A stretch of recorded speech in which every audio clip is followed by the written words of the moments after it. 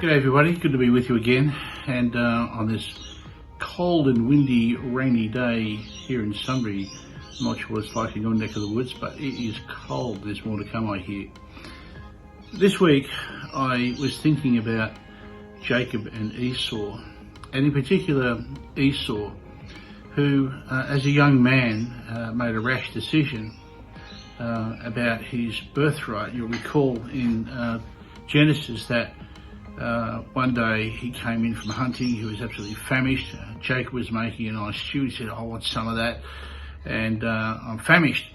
And Jacob said, "Well, give me your birthright blessing first before I give you any." And in a moment of careless stupidity, Esau agrees. Now, technically, that doesn't really make a difference because it didn't remove entitlement from Esau and confer it on Jacob. But Jacob thought he had the deal done. But it says in Genesis chapter 25 verse 34 that Jacob gave Esau some bread and some of that stew. He ate and drank, then he got up and left. Then he had this one little sentence there. It says, "So Esau despised his birthright." His birthright. In those days there was a birthright blessing that and with that carried spiritual leadership of the clan or the tribe, and a great responsibility, but great blessing and anointing to carry out those responsibility. But in a moment as a youth, Esau threw it away, or didn't really treat it with the respect that it was worthy of.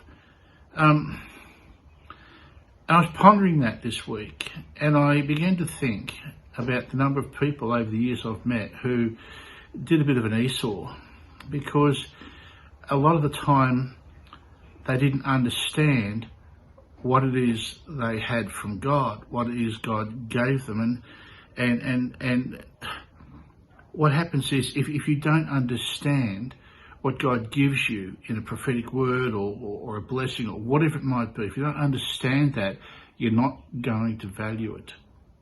If you don't understand it, you're not going to value it. You'll easily throw it away.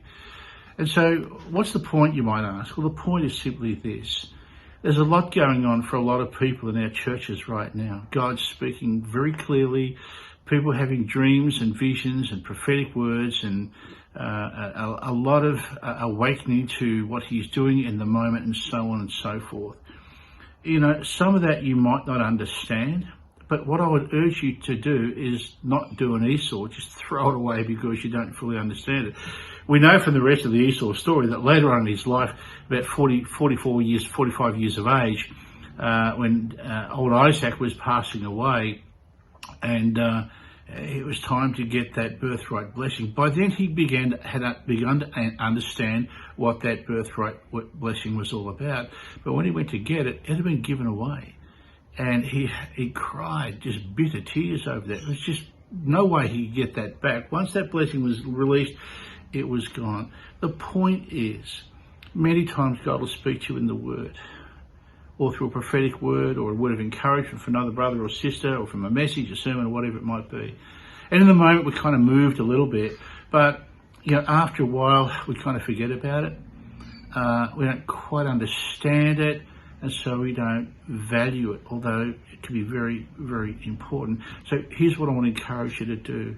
Whatever God is saying to you, be it through the message of a Sunday, or the Bible study during Connect Group, or prayer ministry time, or a prophetic word, whatever it might be, and if you don't quite understand that, can I encourage you to press in, lean in, and desire to understand.